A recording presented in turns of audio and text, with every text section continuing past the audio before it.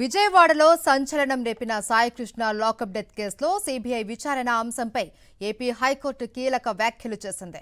సాయికృష్ణ మృతి కేసును సీబీఐతో దర్యాప్తు చేయించాలి అని కోరిన తల్లి విజయలక్ష్మి అనూహ్యంగా ఆ పిటిషన్ను ఉపసంహరించుకోవడంపై హైకోర్టు ప్రశ్నలు సంధించింది.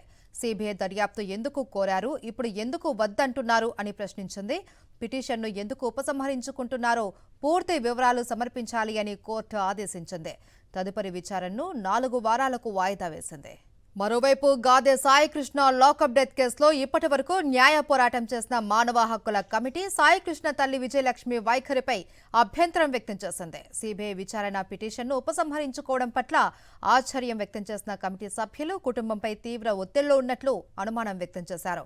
కేసును సీబీఐకి ఎందుకు అప్పగించడం లేదు అని, జ్యుడిషియల్ ఎంక్వైరీ ఎందుకు చేపట్టడం లేదు అని ప్రభుత్వాన్ని ప్రశ్నించారు. సాయికృష్ణకు న్యాయం జరిగే వరకు తమ న్యాయ పోరాటం కొనసాగుతుందని మానవ హక్కుల కమిటీ స్పష్టం చేసింది.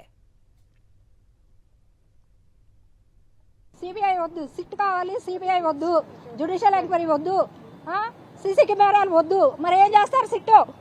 ఏం చేస్తుంది సిట్? గవర్నమెంట్ ఏం చేస్తుంది? ఏమీ వద్దు, మేము చెప్పింది నేను కూర్చోండి అంటున్నారు. మరి మేము సామాన్యులు ఏం చెప్పంటారు చెప్పండి? మాకు ఎప్పుడు కూడా ఈ కేసులో మాకు న్యాయం జరగకపోతే భారత్ నేషనల్ హ్యూమన్ రైట్స్ వాళ్ళు మేము అందరం మళ్ళీ తిరుగుబడి చేస్తాం. ఏమీ సర్దుమనగదు.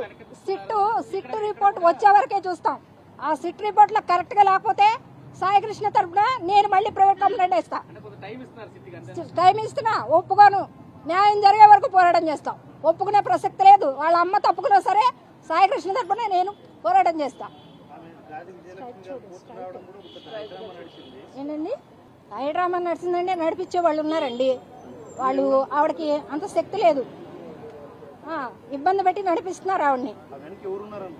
వెనక ఎవరున్నారంటే నాకు తెలియదండి, కనీసం పేర్లు కూడా తెలియదు. త్వరలో తెలుస్తుంది. మరిన్ని అప్డేట్స్ కోసం ఛానల్ ను సబ్స్క్రైబ్ చేయండి. నోటిఫికేషన్స్ కోసం బెల్ ఐకాన్ పై క్లిక్ చేయండి.